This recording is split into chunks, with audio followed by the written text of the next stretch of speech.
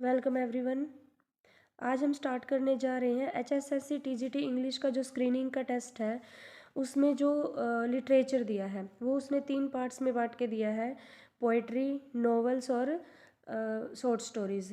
तो इनडायरेक्टली उसने सारा ही सिलेबस दे दिया है कि हमने सारी तो पोइट्री पढ़नी है, सारा नॉवल पढ़ना है और सारी शॉर्ट स्टोरीज़ पढ़नी है। कोई स्पेसिफिक राइटर नहीं दिया, कोई स्पेसिफिक एज नहीं दी, तो इसका मतलब हमें सारा ही पढ़ना है। तो और सारा कैसे दे दिया, जैसे जो इंग्लिश लिटरेचर है अपना, जो स्टार्टिंग से स्टार्ट जब होता है तो ये पोइट्री से स्टार्ट होता है। जैसे जो एंग्लो सेक्सन पीरियड है, ओल्ड इंग्लिश लिटरेचर पीरियड है, उसमें पोइट्री की फॉर्म में ही जो दो चार हमें कुछ मैन्युस्क्रिप्ट के रूप में हमें जो कुछ राइटिंग्स मिली है वो पोइट्री ही थी। और वो मैन्युस्क्रिप्ट के रूप में मिली है क्योंकि उस टाइम कोई प्रिंटिंग मशीन नहीं थी, कोई कुछ नहीं था, तो हाथों से ही जहाँ पे उनको लिखने के लिए कोई जगह मिल जाती थी लिख देते थे। ठीक है, तो कहीं दीवारों पे लिखा हुआ या कहीं भी इस तरह मैन्युस्क्रिप्ट्स मिली है मतलब। तो उसी से एक बार, वैसे तो जो पोइट्री सेक्शन है उसको चौसर से स्टार्टिंग मानते हैं उसकी। चौसर जो है उसका टाइम पीरियड है 1300 से 1400, 1340 से 1400 है। तो चौसर से इंग्लिश पोइट्री की स्टार्टिंग मानी जाती है। चौसर को इंग्लिश पोइट्री का फादर माना जाता है। लेकिन उससे पहले भी जो है पोइट्री लिखी गई है, बेशक वो प्रॉपर इंग्लिश में नहीं थी, लेकिन ये जुड़ी तो इंग्लिश हिस्ट्री से ही है, इंग्लिश लिटरेचर की हिस्ट्री से ही है। तो थोड़ा सा हम एंग्लो सेक्सन और एंग्लो नॉर्मन जो दो लिटरेरी पीरियड आते हैं चौसर से पहले, तो उनको भी थोड़ा सा देख लेंगे। तो अपना 1 घंटा 2 घंटे इन्वेस्ट कर देंगे तो कोई दिक्कत नहीं है। उसके बाद फिर चौसर पे आ जाएंगे, चौसर के बाद की फिर सारी पोइट्री पढ़ेंगे। तो सबसे पहले हम करेंगे ओल्ड इंग्लिश पीरियड को, बिल्कुल 1st सेंचुरी AD से जो है इसको हम स्टार्ट करेंगे। तो 1st सेंचुरी AD में जो इंग्लैंड था उसके ऊपर रोमन्स राज करते थे। ठीक है, तो रोमन्स ने यहाँ पे 1st AD से लेके सेंचुरी से लेके 5th AD सेंचुरी तक शासन किया। तो फिर इसी दौरान जब रोमन्स का खुद का अपना जो साम्राज्य था उस पे कुछ जर्मैनिक ट्राइब्स ने अटैक करने शुरू कर दिए थे। और वही जो और ये रोमन्स इधर भी रह रहे थे, तो ये जर्मैनिक जो ट्राइब्स थी इन्होंने दोनों ही जगह अटैक करने शुरू कर दिए। तब हमें जो ये रोमन्स थे इंग्लैंड में जो रहते थे, तो इन्होंने ये वहाँ इंग्लैंड को छोड़ के चले गए, अपने साम्राज्य में चले गए, अपना जो इनका ओरिजिनल था। और यहाँ पे फिर जो है एंगल्स और सैक्सन्स ने अपना डेरा जमा लिया। कुछ और भी छोटी मोटी ट्राइब्स थी जैसे कि फ्रेंच और जूट्स, लेकिन ये जो थी कुछ ही समय के लिए वहाँ पे रही और फिर वहाँ से चली गई। लेकिन जो एंगल्स और सैक्सन थे इन्होंने वहीं पे अपना डेरा जमा लिया और यहाँ के नेटिव्स के साथ इन्होंने अपने मैरिज रिलेशंस बनाए और ये यहीं पे बस गए। अब ये यहाँ के नेटिव्स बन गए। तो अभी यहाँ पे दो तरह के लोग रहने लग गए थे इंग्लैंड में। एक तो जो ओरिजिनल ब्राइटॉन्स थे और दूसरा था जो जर्मैनिक ट्राइब्स यानी कि एंगल्स और सेक्सन्स। तो जो ओरिजिनल ब्राइटॉन्स थे इन्होंने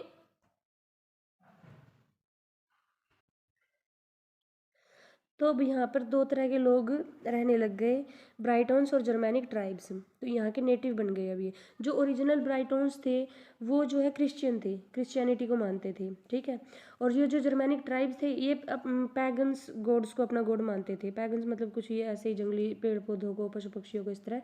तो लेकिन ये क्रिश्चियन नहीं थे मतलब।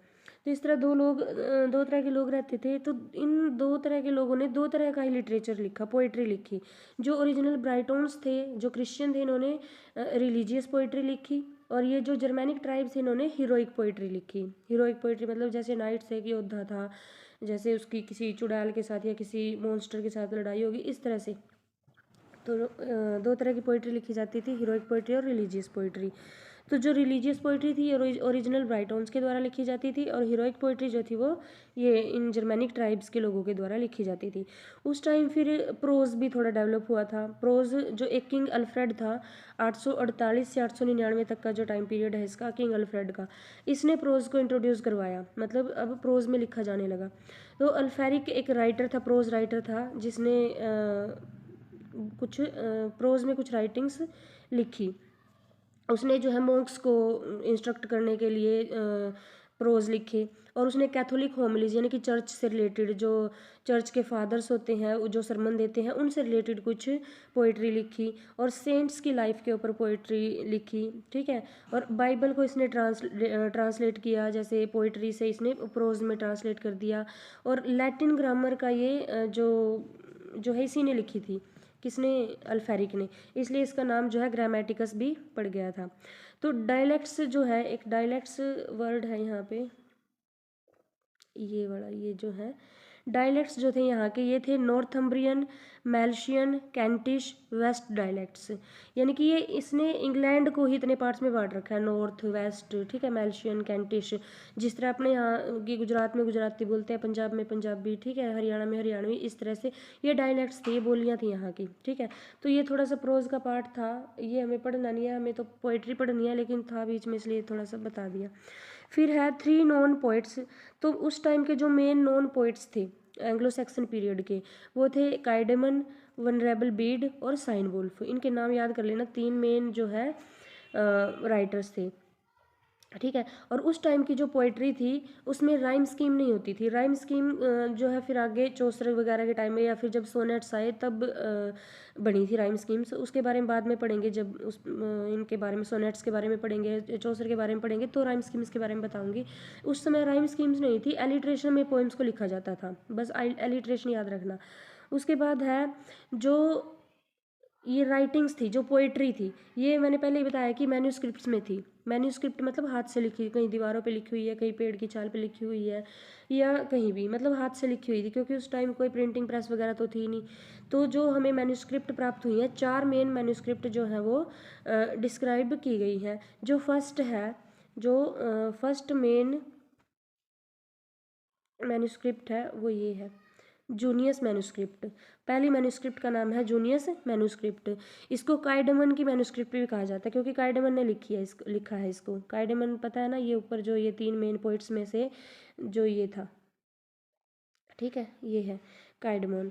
इसने जो ये है जो मैन्यूस्क्रिप्ट लिखी है, जूनियस मैन्यूस्क्रिप्ट, इसको काइडेमन की मैन्यूस्क्रिप्ट ही कहा जाता है। बेस्ड ऑन बिब्लिकल नरेटिव्स, यानी कि बाइबल के जो नरेटिव्स हैं, बाइबल की जो कहानियाँ हैं वो इसमें लिखी हुई हैं। इसके 4 पार्ट्स हैं, Genesis, Exodus, Daniel, Christ and Satan. इसके ये 4 पार्ट्स हैं। याद रखना कि इसमें से पूछ लिया जाएगा कि जेनेसिस जो है वो कौन सी मैन्यूस्क्रिप्ट में है, एक्सोडस कौन सी मैन्यूस्क्रिप्ट में है, डेनियल या क्राइस्ट एंड सैटन। ये या इनमें से कोई 3 दे देंगे, एक कोई और सी दे देंगे, तो ओड वन आउट जो है डिस्क्राइब मतलब छांटनी पड़ जाएगी। तो ये है जूनियस मैन्यूस्क्रिप्ट के 4 पार्ट थे, जेनेसिस, एक्सोडस, डेनियल और क्राइस्ट एंड सैटन। फिर जो दूसरी मैन्यूस्क्रिप्ट है वो है एक्स्टर बुक। एक्स्टर बुक जो है ये एक एंथोलॉजी है। एंथोलॉजी होता है एक संग्रह है, पोएम्स का एक कलेक्शन होता है। It was found in Exter cathedral. Exter cathedral, Exter की चर्च में, कैथेड्रल होती है चर्च, एक्स्टर की चर्च में ये पाई गई थी, तो इसलिए इसका नाम एक्स्टर बुक पड़ गया था। और इसको ना डोनेट किया गया था 11वीं सेंचुरी में इस कैथेड्रल में, ठीक है, एक्स्टर कैथेड्रल में इसको डोनेट किया गया था। तो इसमें क्या है, it contained series of poems named Christ 1, Christ 2 and Christ 3, ठीक है। जैसे कि एक एंथोलॉजी है, एंथोलॉजी का मतलब होता है पोएम्स का एक कलेक्शन। तो इसमें 3 तरह की जो पोएम्स की सीरीज़ थी, क्राइस्ट 1, क्राइस्ट 2 एंड क्राइस्ट 3। और भी इसमें कुछ पोएम्स थी, जैसे ये गुथलैक और जुलियाना, गुथलैक और जुलियाना, ये भी इसी मैन्यूस्क्रिप्ट में थी। दोनों पोएम फेमस पोएम है ये। और कुछ शॉर्ट पोएम्स थी, जैसे कि the ruin, the wanderer, the seafarer और wife's lament and husband's message. ये कुछ शॉर्ट पोएम्स थी इसी के अंदर। ये एक्स्ट्रा बुक का पार्ट है सारा, यानी कि ये 1, 2, ये the ruin, wanderer and the sea fare, the wife's lament and the husband message 4, तो ये गुथलैक 5, जुलियाना 6, और कुछ ये क्राइस्ट 1, क्राइस्ट 2, क्राइस्ट 3। इस तरह इनको याद करना पड़ेगा। ये एक्स्ट्रा बुक के पार्ट्स हैं सारे। फिर है, ये दूसरी मैन्यूस्क्रिप्ट थी। तीसरी है द वर्सैली बुक, ये तीसरी मैन्यूस्क्रिप्ट है। It contained both poetry and prose, इसमें पोइट्री भी है और प्रोज भी है। फेमस पोएम्स जो है वो वर्सैली बुक की जो फेमस पोएम है वो ड्रीम ऑफ द रूड है, ड्रीम ऑफ द रूड। और जिसका राइटर सामने नहीं लिखा हुआ, मतलब इनके राइटर्स हमें पता नहीं है, तो वर्सैली बुक का। और dream of the rood based on the saint's life Andreas Elene, यानी कि ड्रीम ऑफ द रूड और कुछ और दो पोएम है, एंड्रियाज एंड एलिन, ये सेंट्स की लाइफ के ऊपर बेस्ड है। तो ये 2-3 जो पोएम है ये वर्सैली बुक में थी। और भी हैं 2-4, लेकिन मेन ये है। Beowulf also known as Nowell Codex, Beowulf ये चौथी मैन्यूस्क्रिप्ट है जिसको नोवेल कोडेक्स भी कहा जाता है। और ये बहुत इंपॉर्टेंट है भाई, क्योंकि जो ये हिस्ट्री थी इंग्लिश लिटरेचर की। इसमें सबसे जो मेन जब सबसे इम्पोर्टेंट पोएम है वो बियोवुल्फ को माना जाता है। इसको एक एपिक पोएम माना जाता है क्योंकि ये सबसे लंबी रिटर्न जो हमें मटेरियल मिला उसमें सबसे लंबी पोएम बियोवुल्फ है, जो मोर देन 3000 लाइन्स में लिखी गई है, जो हमें मिली है मोर देन 3000 लाइन्स में लिखी हुई। तो ये इसको सबसे लंबी जो है एपिक पोएम माना गया है। इसको नोवेल कोडेक्स भी कहा गया है। द वनरेबल बीड जो फिफ्थ है, ये राइटर है वनरेबल बीड का, यानी कि जो मैन्यूस्क्रिप्ट हम बात कर रहे हैं, ये एक्लेसियास्टिकल हिस्ट्री ऑफ इंग्लिश पीपल। ये प्रोज है, ये हमारे काम की चीज़ नहीं है वैसे, प्रोज है। तो ये जो है वनरेबल बीड ने लिखा है। तो हिस्ट्री में हमारे पास एंग्लो सेक्सन पीरियड में ये सब कुछ था। ये आपको कल हम एंग्लो नॉर्मन पीरियड की करेंगे, जो नेक्स्ट वीडियो होगी एंग्लो नॉर्मन पीरियड की। तो इनमें जो है ये थोड़ा थोड़ा सा मटेरियल है। उसके बाद फिर चौसर को पढ़ेंगे, और चौसर के बाद तो जो है एक जो पोइट्री है, ड्रामा है, जो भी है, सारी चीज़ें जो है एक वास्ट इनका एरिया बन जाता है। तो बहुत ज़्यादा मात्रा में वो हमें मिलेंगी करने के लिए। तो आज के लिए इतना ही।